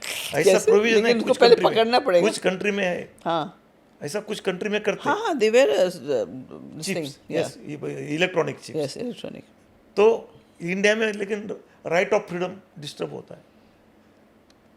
तुम क्रिमिनल्स के ह्यूमन राइट के बारे में सोचेंगे, क्रिमिनल के राइट ऑफ फ्रीडम विक्टिम के बारे में नहीं सोचेंगे, सोचता है उसकी तो human- कॉमन मैन के बारे में कौन जो कब विक्टिम है सोचेगा? उसके बारे में, yes, विक्टिम के बारे में कौन सोचेगा? तो this is high time to put very stringent control on the fundamental rights of the criminals. हाँ, लेकिन प्रॉब्लम ये है कि हमारे देश में ये हम ऐसा छूट अगर दे देंगे तो लॉ में और पुलिसिंग में ना, तो ओवर पुलिसिंग हो जाएगा और फिर रिवेंज पुलिसिंग होता है थ्रू, मतलब पीपल टेक रिवेंज ऑल्सो ना, कि भाई जैसे आपने कहा गैंग वॉर्स थे, तो गैंग वॉर्स में पता चला कि एक गैंग के लिए कोई अनकाउंटर स्पेशलिस्ट काम कर रहा है एक दूसरे गैंग के लिए। इसी तरह से हमारे यहाँ पे वो इंटेग्रिटी लेवल और वो सब नहीं, चेक्स एंड बैलेंसेस थोड़ा नहीं, नहीं, बैलेंस की भी रखना पड़ेगा। इसका कोई मिसयूज करेगा उसके लिए भी कुछ पनिशमेंट की प्रोविजन करो। अगर आज आपको पुलिस सिस्टम में कुछ मेजर रिफॉर्म करना होगा तो क्या होगा? अगर आप आज फोर्स में होते और आपके पास वो पावर होता तो? उसमें 3 चीज़ें तुमको ये करना पड़ेगी। Participation of community policing is very poor in India. हमने जो महात्मा गांधी तंटा मुक्त गांव मुहिम, Mahatma Gandhi dispute free village mission, हमने रायगढ़ डिस्ट्रिक्ट के 17,000 केसेस सॉल्व कर दिए। और 17,000 cases community involvement, community involvement, पूरा कम्युनिटी के पास पावर। ये 17,000 केसेस में अपील कितने हुए होंगे? डिसएग्री लोग 26, और कोर्ट में 17,000 जजमेंट हुआ तो 15,000 अपील में चले जाते। और इतने साल लग जाते हैं। हाँ, और zero corruption, yes, zero corruption, total transparency. Yes. गांव के लोग बैठ के, और ना कोई फाइल निकालने के लिए पियून को पैसा दिया या हाँ, क्लर्क को ये। और हमारे कोई सीनियर ऑफिसर को लगता है कि कम्युनिटी का इन्वॉल्वमेंट करना गलत है। It is a very wrong concept. जहाँ जहाँ कम्युनिटी पुलिसिंग हुई है, जब भिवंडी में खोपड़े साहब ने मोहल्ला कमेटी स्थापन किया था, हाँ 1984 बॉम्बे रॉयट में, बॉम्बे में कम से कम 500 लोग मर गए थे, लेकिन भिवंडी में एक भी आदमी नहीं मरा था। मोहल्ला कमेटी की मीटिंग्स भी नहीं तो होती कम्युनिटी का इन्वॉल्वमेंट, क्योंकि पुलिस का स्टेक होल्डर जनता है, receiving end is a public. तो पब्लिक को क्या चाहिए तुम उसके, मैंने यहाँ सोसाइटी कॉप भी किया था। मैं जब डीसीपी बांद्रा था तो मैंने एक सोसाइटी के लिए एक कांस्टेबल दे दिया था, भाई तुम सबको तुम्हारा नंबर दे दो। Society cop? अच्छा, हाँ, सोसाइटी कॉप, एक सोसाइटी का तू इंचार्ज, मगर बहुत उसमें तुम वो सोसाइटी का डीसीपी, तुम्हारा फोन सबके पास चाहिए, और सोसाइटी के ऑफिस में लिख दो society cop police Naik Patil mobile number so and so लगा दो। तो जो क्रिमिनल है वो पुलिस का मोबाइल नंबर देख के ही भाग जाएगा। ऐसा इफेक्टिव था? बहुत इफेक्टिव था। मैंने जहाँ सीनियर सिटीजन के जो मर्डर्स होते थे हर साल 7-8, मैं जब तक यहाँ डीसीपी था एक का भी सिटीजन का मर्डर नहीं हुआ। आपने वैसे दहशत बना रखा था। नहीं, मैंने दूसरा काम क्या किया कि जितने तुम्हारे सर्वेंट है सबका रजिस्ट्रेशन करो पुलिस स्टेशन में। हाँ, वो अभी भी होता है। आई थिंक आपने शुरू मैंने चालू किया। उसका नाम, गांव का पता, गांव के 2 लोगों का नाम, बम्बई के 2 लोगों का नाम, फोटो और फिंगर। और आपने, आई थिंक आपकी वजह से ये भी हुआ था कि आप किसी को रेंट में अपार्टमेंट देते, उनका भी। यस, तो पुलिस जो सर्वेंट का फिंगरप्रिंट ले लिया और पुलिस स्टेशन में गया तो वो सपने भी में क्राइम करने का सोचेगा नहीं। तो उस समय 3,500 सरोन भाग गए, उसने दिया ही नहीं फोटो और फिंगरप्रिंट। और उनको ये भी लगता होगा ना कि मुझे गलती किसी और की गलती होगी, मुझे पकड़ लेंगे, क्योंकि कभी कभी पुलिस करती है ऐसे, उनके पास जब क्रिमिनल नहीं मिलता है तो दूसरे को पकड़ के अंदर डाल देते हैं। तो पहला काम कम्युनिटी पुलिसिंग का होना पुलिसिंग, चाहिए। ओके। कोई लोग खुशी से पुलिस स्टेशन में ही आते, जब उसके सब मार्ग रुक जाते तब बेचारा मजबूरी से पुलिस स्टेशन में आता है, तो उसका सुन लो, बी एम्पैथेटिक। उसके लिए कुछ पैसे की ज़रूरत है, कुछ बजट की ज़रूरत है, कुछ नहीं है। तीसरा रिफॉर्मेशन मैंने चालू किया था, 1 cop 1 criminal, criminal adoption system. एक क्रिमिनल की जिम्मेदारी एक कांस्टेबल को दे दो, जो अननोन क्रिमिनल है वो जाने दो, वो क्राइम किया, लेकिन नॉन क्रिमिनल ने तो क्राइम नहीं करना चाहिए। हिस्ट्री शीटर, हाँ। हाँ, हिस्ट्री शीटर और एक्टिव क्रिमिनल। तो क्रिमिनल अडॉप्शन सिस्टम, कि वो कब उसके ऊपर निगरानी रखेगा। हाँ, तो भाई कुछ भी होने दो, लेकिन ये तुम्हारा जो एक पुलिस स्टेशन में 200-250 कांस्टेबल रहते, भाई तुम ये इसका रिपोर्ट नहीं आना चाहिए। हाँ, ये तुम इसने क्राइम नहीं करना चाहिए, इसके लिए तुम जिम्मेदार। तो वो बेचारा किधर है तू, हाँ, करते थे। बता कहाँ है। अच्छा, आधे घंटे में पुलिस स्टेशन में आ, शक्ल दिखा के जा। और तीसरा, जो 4 सीटेड क्रिमिनल है, पुलिस वाले क्या करते हैं, आरोप को अरेस्ट करते और 4 सीट डाल देते। 4 सीट डालने के बाद वो क्या करता है मालूम नहीं रहता। तो 4 सीटेड क्रिमिनल और एक्टिव क्रिमिनल, तो उसके ऊपर सर्वेलेंस और विजिलेंस का सिस्टम होना चाहिए। आज कोई भी सिस्टम नहीं है, तो ये 4 चीजें कर दिया तो पुलिसिंग राम राज्य जैसा हो जाएगा। अब मैं आपसे ना कुछ हार्ड हिटिंग क्वेश्चंस पूछूंगी। Yes, yes. बहुत, अभी तक तो थे, आपको लग रहा है टफ, लेकिन अब नहीं लग रहा होगा, लेकिन अब जो है टफ है। कस्टोडियल डेथ कंटिन्यू हो रहे हैं, ये अकाउंटेबिलिटी क्यों नहीं होती है पुलिस वालों की? मतलब व्हाई इज़ द गवर्नमेंट और the law doesn't give accountability to the police? Why is it that they go scot free? भैया आपने मार डाला, ख़त्म, फिर वो बहुत बड़ा न्यूज़ बन जाता है, उसके बाद सब ढीला। नहीं, कुनिका जी, कस्टोडियल डेथ के बारे में 100% अकाउंटेबिलिटी है। नंबर 1, जब कस्टोडियल डेथ होती है तो 12 घंटे में उसका इन्वेस्टिगेशन सीआईडी क्राइम के पास देना पड़ता है, मैंडेटरी है। लेकिन होता है ऐसे? होता है, मैंडेटरी है, लॉ ही।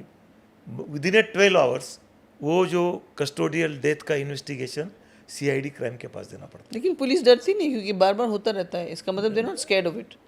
नहीं, ये परसेप्शन है, बहुत डरते हैं पुलिस वाले। कस्टोडियल डेथ में से निकलना बहुत मुश्किल है।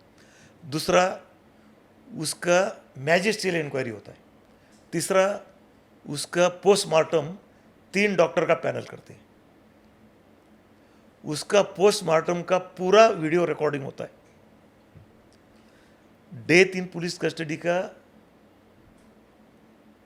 स्पेशल रिपोर्ट 24 घंटे के अंदर नेशनल ह्यूमन राइट कमीशन और स्टेट ह्यूमन राइट कमीशन को देना पड़ता है। तो उसके बाद क्या होता है पुलिस वाले? वो ह्यूमन जॉब में राइट कंटिन्यू मॉनिटर करता है। नहीं, जॉब में कंटिन्यू करता है वो? नहीं, उसको सस्पेंड किया जाता है? There are 2 types of death. कोई नेचुरल डेथ हो हाँ, जाता है, वो तो अलग बात। किसी का हार्ट अटैक से कस्टडी वो में तो डेथ अलग, हो गया, वो जेल में भी postmortem होता है कहीं। आ गया heart attack, it is treated as a natural death. लेकिन जो अननेचुरल डेथ है, बीटिंग से हुआ है, मार, यस, हाँ। अननेचुरल डेथ, तो उसमें मर्डर का केस दाखिल होता है। तो वो जॉब पे रहता है कि नहीं? नहीं, वो अरेस्ट हो जाता है, अरेस्ट। अरेस्ट हो जाता है।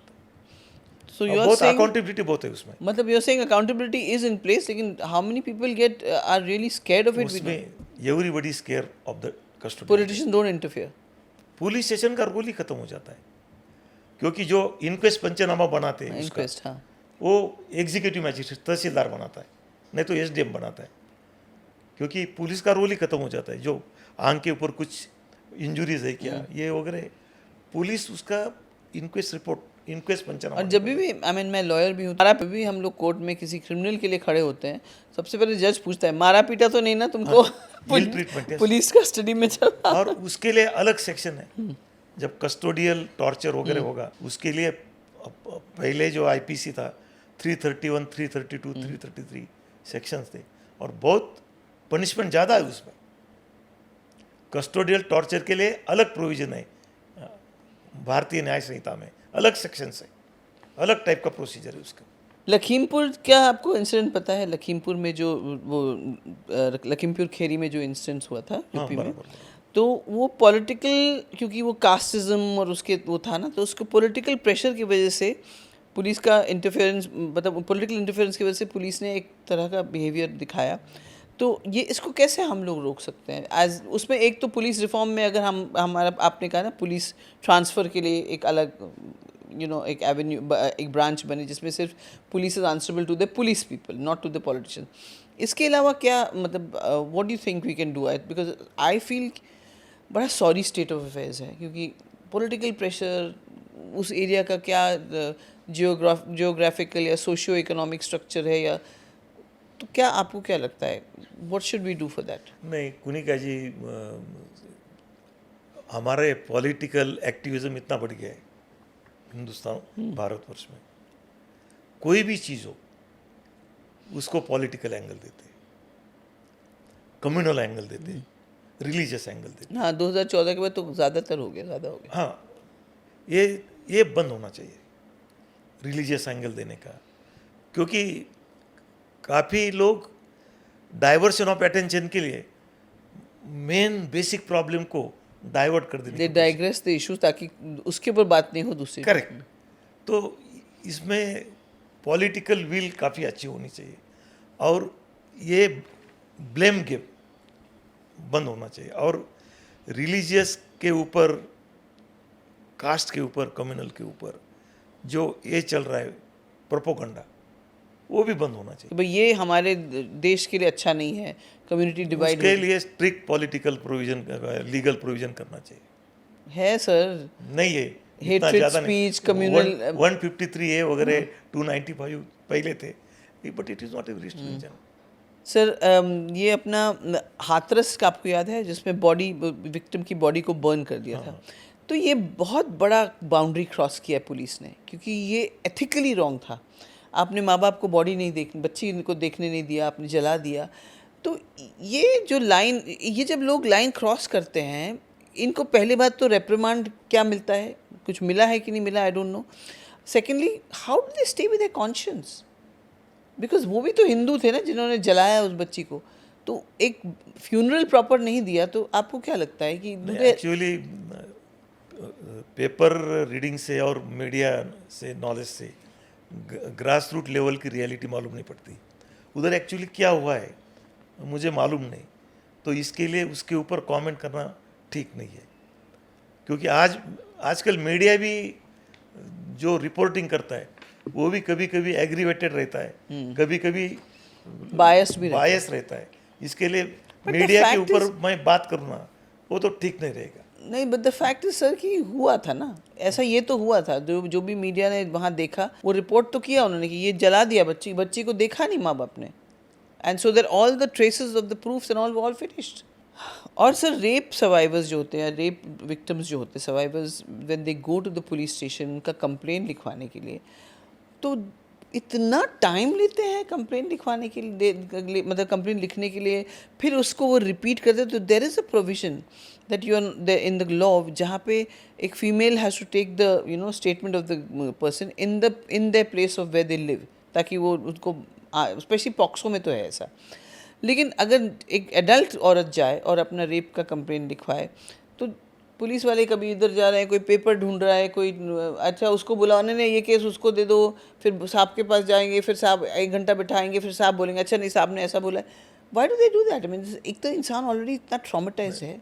नहीं, क्या क्या प्रोटोकॉल्स हैं कि जो डिले करते हैं? सीआरपीसी की जो प्रोविजन है, जहाँ कॉग्निजेबल ऑफेंस डिस्क्लोज हुआ है, पुलिस के पास कुछ भी डिस्क्रिशन नहीं है, they have to register the case. But they take so long. और केस रजिस्टर के बाद तुम इन्वेस्टिगेशन करो, फॉल्स केस है, मतलब मैलिशियसली फॉल्स है, तो तुम इन्वेस्टिगेशन करने के बाद डिसीजन लो। लेकिन आज रजिस्टर तो करना पड़ेगा, रजिस्टर तो करना पड़ेगा। और आज सही में पुलिस स्टेशन में एपैथी है कि जो कंप्लेनेंट आता है वो कंप्लेंट कैसे रजिस्टर ना हो, कैसे काम मिनिमाइज हो, हाँ। काम कैसे कम हो, ये एटीट्यूड आज भी पुलिस में है। Which is so sad. हाँ, अच्छा, हर इलेक्शन सीजन में हम देखते हैं पुलिस एकदम सुपर ड्राइव पे चली जाती है, ईडी रेड्स में, या मतलब ईडी तो क्या रेड्स और रेड्स करते हैं, जैसे प्रेमाइसिस पे रेड्स करते हैं, ईडी रेड तो ईडी करता है, बट प्रेमाइसिस पे रेड्स करते हैं, अरेस्ट करते हैं, क्रैकडाउन्स करते हैं, लेकिन बाकी जो साल में इलेक्शन नहीं होता then they are fine with everything. ऐसा क्यों होता है? आपको लगता है पॉलिटिकल प्रेशर, नहीं, या दे फील कि नहीं। मिसक्रिएंट्स कुछ गड़बड़ करेंगे? जब इलेक्शन होता है तभी पॉलिटिकल लीडर्स का पुलिस के ऊपर कुछ भी कंट्रोल नहीं रहता है। ये कहने की बात है। सब पुलिस वाले इलेक्शन कमीशन के या डेपुटेशन पे चले जाते हैं, और इलेक्शन कमीशन जिसके कंट्रोल में होगा वो प्रॉब्लम है फिर। तो इलेक्शन कमीशन क्या करता है, डेली कितना लीकर सीज हुआ, कितना इलिसिट आर्म सीज हुआ, कितने क्रिमिनल को चेक किया, कितने हिस्ट्री वो रिपोर्ट करना पड़ता है। रिपोर्ट करना पड़ता अच्छा, इसलिए वो प्रोएक्टिव है इलेक्शन कमीशन को। और फिर डिस्ट्रिक्ट में कंपैरिजन चालू हो जाती है। फिर अरे भाई ये डिस्ट्रिक्ट में तो 16 इलिसिट आर्म्स मिल गए, तुम्हारे पास तो एक ही नहीं मिला, फिर रेड चालू हो जाता है। तो ये जिस दिन से आचार संहिता चालू हो जाती है उस दिन से इलेक्शन कमीशन को सब रिपोर्ट देना पड़ता है। सब सीजर, इलिसिट लीकर, कितना कैश सीज हुआ, कितना क्रिमिनल को चेक किया। और आपके पास जो हिस्ट्री शीटर्स के नाम होते हैं उनको सबको जाके check, yes, because they do all the anti social work. Correct. ये 12 टाइप का जो फॉर्म आता है उसका डेली हमको कंप्लायंस करना पड़ता है पुलिस ऑफिसर को। तो इसके लिए पुलिस वाले फिर कितने लाइसेंस वाले आर्म्स पुलिस स्टेशन में डिपॉजिट किए, सब चीज़ों का हमको लेखा जोखा। मतलब इलेक्शन आए तो मतलब टीचर्स को तो इलेक्शन ड्यूटी पे लगा देते हैं जो म्यूनिसिपल टीचर्स हैं, फिर पुलिस को। So it's a big exercise. Yes, big exercise. Sir, अभी मैं आपसे रैपिड फायर क्वेश्चंस पूछूंगी and we are coming almost to the end of our interview, I mean our podcast. तो सर, मैं आपसे एक रैपिड फायर राउंड करने वाली हूँ। बहुत सारे रैपिड फायर क्वेश्चंस हैं, टफ क्वेश्चंस होंगे तो, लेकिन आप शॉर्ट में आंसर दीजिएगा। ज़्यादा टफ क्या है, यूपीएससी क्लियर करना या फार्मिंग के दिनों में मौसम के ऊपर भरोसा करना? ज़्यादा टफ क्या है? यूपीएससी क्रैक करना। अच्छा, अगर एक दिन के लिए आपको आईपीएस नहीं किसी और प्रोफेशन में होना पड़ता, किस फील्ड में आप अपने आप को देखते हैं? Army officer. Oh, you dressed also like that. एक काम जो आप अब तक नहीं कर पाए लेकिन बकेट लिस्ट में है? एग्रीकल्चर यूनिवर्सिटी मुझे बनाने का है किसानों के बच्चे के लिए। ज़्यादा सेटिस्फाइंग क्या लगता है, एक अवार्ड जीतना या एक गांव को कम्प्लीटली तंत्र मुक्ति करना? गांव को पूरी तरह से तंटा मुक्त करना, तंटा मुक्त, डिस्प्यूट फ्री करने का। अगर आप अपने 18 साल की जो वर्जन है उसको एक लाइन का मैसेज भेज सकते तो आप क्या कहते? Believe in yourself. But you believed in yourself. Yes. तीनों, इजराइल, ऑस्ट्रेलिया, यूएसए, कौन सा ट्रेनिंग एक्सपीरियंस आपके लिए सबसे लाइफ चेंजिंग रहा? इजराइल का। क्यों? The commitment for the nation is the highest in Israel. Book या फिलॉसफी जिसने आपकी ज़िंदगी का नज़रिया बदल दिया? दुरी तांचे तिमिर जाओ। दूरी तांचे तिमिर जाओ। There must be light in the life of common man. ये किसने लिखा? ये संत तुकाराम ने लिखा। ओके। अगर एक सुपर पावर मिल जाए, इंस्टेंटली हर गांव को एक स्किल दे सकते, तो कौन से स्किल देंगे आप? एम्पावरमेंट टू द फार्मर्स, और किसानों का जो कृषि मूल्य है उसको स्वामीनाथन आयोग की तरफ से एमएसपी। एक्सेलेंट। स्वामीनाथन आयोग के अनुसार मैं एमएसपी दूंगा, as per Swaminathan commission. Yes. अगर आपके नाम का एक चैप्टर भारत की स्कूल टेक्स्ट बुक्स में लिखा जाए तो उस चैप्टर का हेडलाइन क्या होना चाहिए? सोचिए। मुझे सरकार बनने का है। अगर आप अपनी लाइफ को एक कहानी के रूप में दुनिया को सुना सकते तो उस कहानी का टाइटल क्या रखते और क्यों? प्रताप। क्या बात है। Thank you so much sir, thank you for coming on Guftagoo with K. आपको कुछ और कहना है? Because then I am closing the show. Anything else you want to say? मैं सभी दर्शकों को अक्षय तृतीया का, आज अक्षय तृतीया है और आज मेरा जन्मदिन भी है। Oh my God. तो मैं सभी व्यूअर्स को अक्षय तृतीया, जो हमारे हिंदू वर्ष में एक बहुत पवित्र दिन होता है, सबकी ढेर सारी शुभकामनाएं देता हूँ। जय हिंद। प्रताप जी, आपके साथ बातें करके सच में ऐसा लगा कि कोई भी इंसान अगर सोच ले तो वो कुछ भी कर सकता है। एंड आपने हमको प्रोत्साहित किया, हमारे ऑडियंस भी बहुत प्रोत्साहित होंगे। यंगस्टर्स जो ये इंटरव्यू देखेंगे या पॉडकास्ट देखेंगे, आई एम श्योर उनको बहुत कुछ सीखने को मिलेगा। पुलिस फोर्स में जो इश्यूज़ हैं, अगर जो पुलिस फोर्स में आज हैं, जो सर्विंग कमिश्नर्स हैं या जो भी, वो देखें तो उससे कुछ सीख उनको मिले और कुछ चेंजेस हों। और मैं तो ये चाहती हूँ कि एक ऐसा पैनल बने पूरे देश में जिसमें आप जैसे पुलिस ऑफिसर्स हों जो पुलिस रिफॉर्म्स के ऊपर काम करे, पुलिस फैसिलिटीज़ के ऊपर काम करे। It would be wonderful, I mean.